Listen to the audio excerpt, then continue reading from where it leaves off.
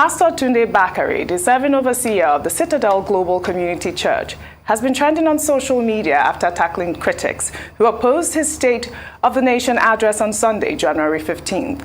Bakare took a swipe at the presidential candidate of the All Progressives Congress, Bola Ahmed Tinubu, during a live broadcast, stating that politicians who practice the Emi Lokon kind of politics do not intend to serve the people. The Presidential Campaign Council of the All Progressives Congress, in responding to Bakare, said that a man who got 0 votes at a primary election deserves no serious attention and described him as a political paperweight. Well, Tunde Bakare hit back at the APC, asking why his utterances were given any thought if he was truly a political paperweight, further stating that maybe their alleged paperweight is too heavy for them to carry.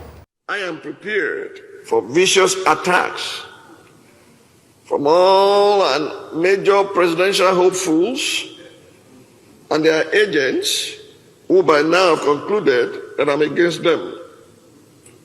One of such attacks came yesterday. Listen to what they wrote about the State of the Nation broadcast. I'm quoting them. A man who got 0 votes at primary election deserves no serious attention. Question, why did they then respond? A man who got 0 votes at primary election deserves no serious attention.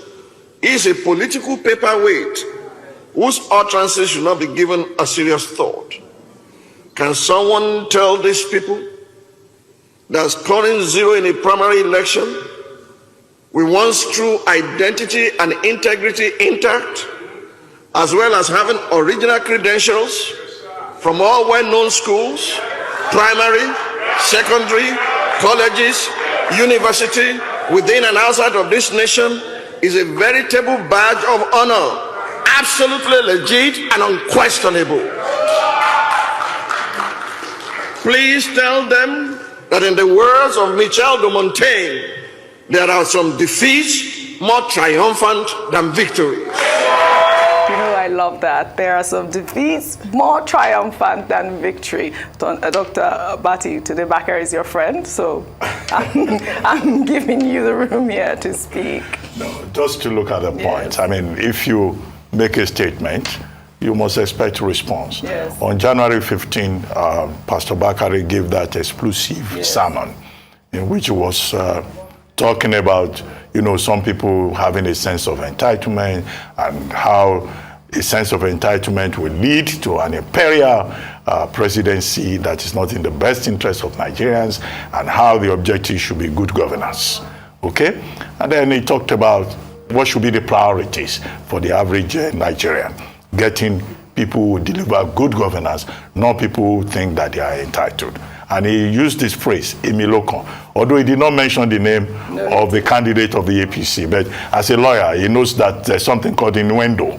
So if you make your innuendo so clear, everybody will know. So the APC people replied, they called him a paperweight. And then he has replied again, exercising his own right of reply. Absolutely. This time around. But, as a pastor, he has the right to have his own opinions. The pulpit is used, to conscientize the people, either in Christian manner or in political manner. And it is wrong for anybody to say a pastor cannot discuss politics. He has been in politics since the early 2000s.